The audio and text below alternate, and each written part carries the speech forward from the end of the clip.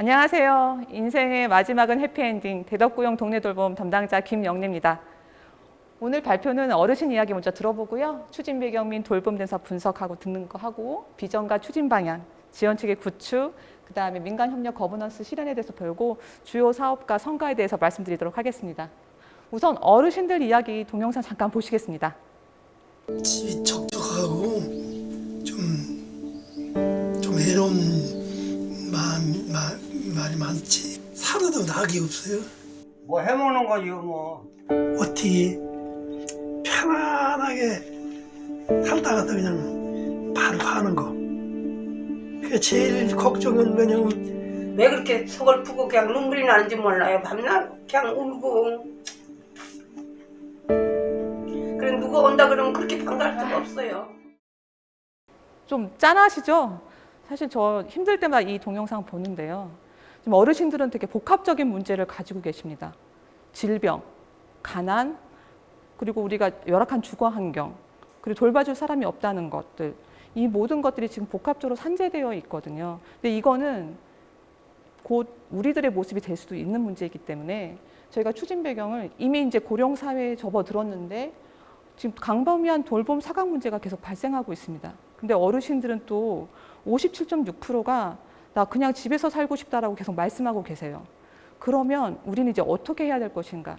재가 의료를 확충하고 의료진을 함께 모여야 되는데 지금 보건복지부에서는 그 통합돌봄 전국화를 2026년에 한다고 하시거든요. 근데 저희 대덕구는 그때까지 기다릴 수 있는 문제가 아니라고 생각했습니다. 그래서 저희는 대덕구형 동네돌봄을 시작하게 된 것입니다. 저희 대덕구 인구만 해도 벌써 17만이 넘는데 노인 인구가 28,812명입니다. 벌써 16.5%거든요. 그리고 거기다가 치매 노인 수가 2,734명입니다. 9.5%에 육박해요. 어르신들한테 물어보면 제일 어려운 게 뭐세요? 라고 하면 나 건강 문제가 너무 힘들어 라고 얘기하시고 제일 그럼 필요하신 서비스는 뭐세요? 하고 물어보면 나 의료 서비스 꼭 받고 싶어 라고 말씀하세요. 근데 현재 우리나라는 맞춤형 돌봄 서비스랑 장기요양 서비스를 하고 있는데 저희 구 같은 경우에 4,900명밖에 서비스를 못 받고 계세요. 그 얘기는 즉슨 저희 구만 해도 2만 3천여 분들이 돌봄 사각지대에 있다는 말씀이거든요. 그래서 저희는 결심했습니다. 저희는 어르신들의 인생의 마지막을 해피엔딩으로 만들어 싶고 대덕구형 동네 돌봄을 만들어 보자. 첫 번째, 지원 체계를 만들어 보자. 두 번째, 어떻게 할 것인가? 거버넌스를 통해서 한번 해보자. 그렇게 해서 돌봄과 주거 사업을 한번 해보자는 게 저희 추진 방향과 비전이고요. 그래서 저희 처음에 이제 지원 체계를 만들기 시작했습니다. 우리가 주민들의 의견과 전문기관의 의견을 들어야 되니까 우선 워킹그룹을 만들어서 그분들의 의견을 들었고요. 그런 다음에 어차피 일은 사람이 해야 되니까 전담 부서가 필요하잖아요. 그래서 저희가 전담팀을 만들었습니다. 조직 개편을 통해서요. 통합돌봄팀을 만들었고 그 다음에 공모는 법이 있어야 되거든요. 그래서 조례를 만들었습니다. 그렇게 된 걸로 거버넌스를 이제 해야 되는데 되게 중요한 포인트가 있습니다. 저희 사업은 사회복지에다가 의료 서비스가 들어오는 건데 의료 서비스는 의사 선생님들 도움 없이는 불가능하거든요. 근데 의사 선생님들은 가만히 자리에 앉아서 1시간 동안 10명의 환자들을 볼 수 있는데 방문 진료를 나가시면 왕복 2시간 동안 한 분밖에 못 만나시는 거예요. 그래서 안 되겠다. 의사 선생님들을 설득해야 되겠다 하고 이렇게 찾아다녔지만 사실 쉽지는 않았습니다.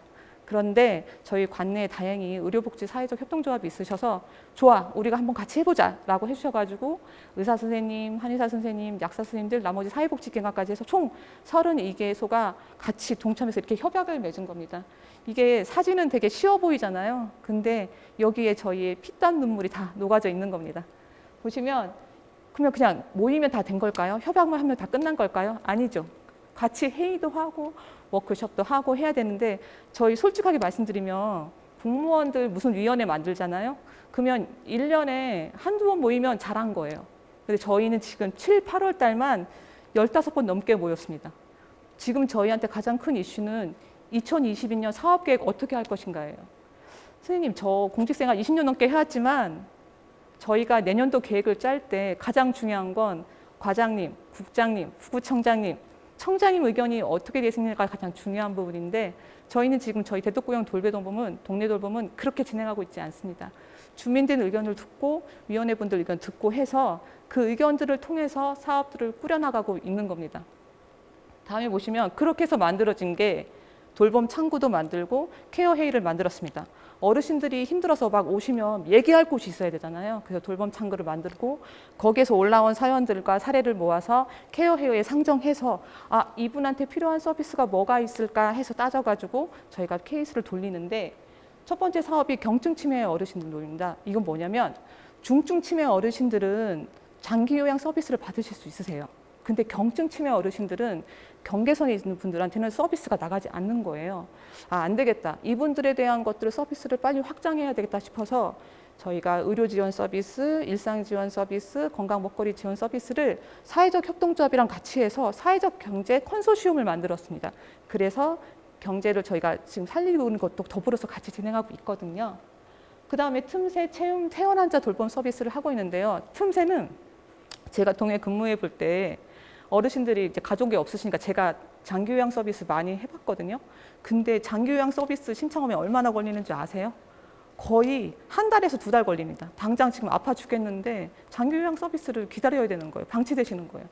그래서 저희가 되게 힘들었었는데 저희가 틈새 돌봄을 만들었습니다. 장기요양 등급 받기 전까지 저희가 돌봐드리는 거예요. 주간이랑 야간도 같이. 그게 바로 틈새 돌봄 서비스고요. 그다음에 퇴원 환자 같은 경우도 만약에 암에 걸리셨어요. 수술을 하시고 퇴원하셔야 돼요. 무릎 수술 자주 하시잖아요. 무릎 수술 하셔서 퇴원하셔야 되는데 선생님 병원에서 이제는 일주일 이상 병원 입원을 안 시켜주세요. 나가라 그러세요. 그러면 그분들 어디로 가냐고요. 가족도 없고 밥을 할 수도 없는데. 그래서 이분들에게 저희가 똑같이 방문 진료 서비스, 돌봄 서비스, 먹거리 서비스를 저희가 지원하고 있는 겁니다. 이제까지는 이제 아픈 분들을 위한 거였다면 이 한라인 건강 리더 사업은 어떤 거냐면요. 안 되겠다. 그냥 아픈 분들을 더 아프지 않게 하는 방법이 없을까 고민하다가 건강 리더 사업을 만들었습니다. 이분들은 어르신들한테 가서 약을 어떻게 드시는지 또 운동은 어떻게 해야 되는지 이렇게 미리 알려드리는 거예요.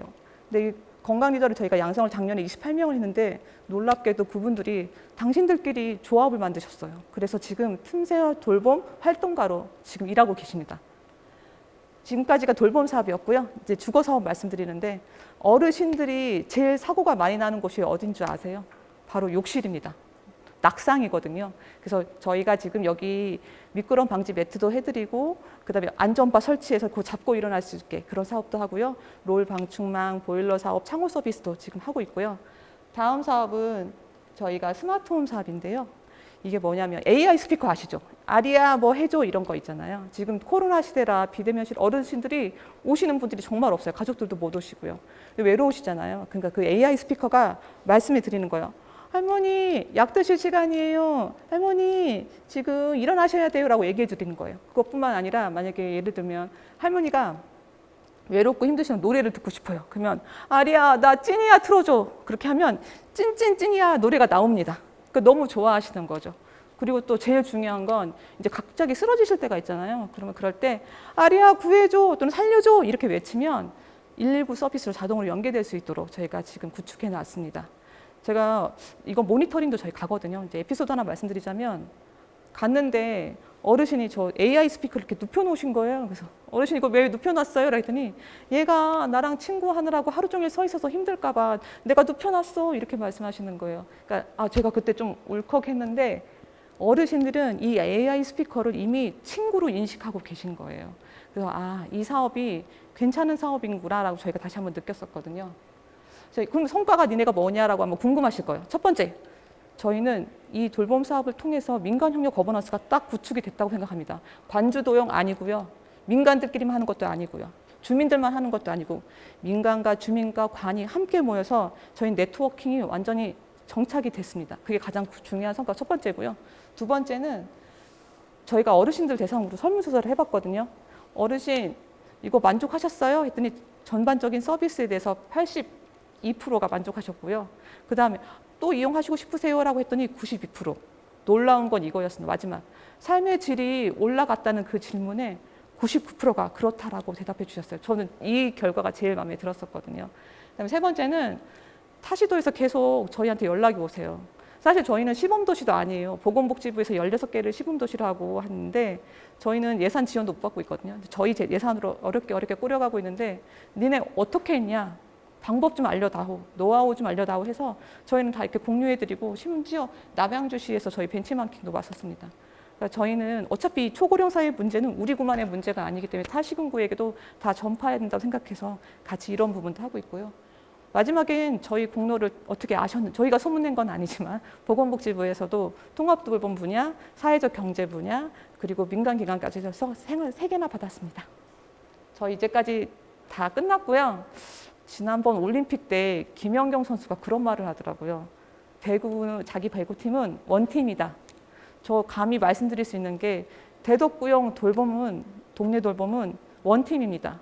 민, 관, 주민이 원팀이 돼서 우리 어르신들의 마지막을 행복하게 만들기 위해서 오늘도 지금도 즐겁게 행복하게 일하고 있습니다.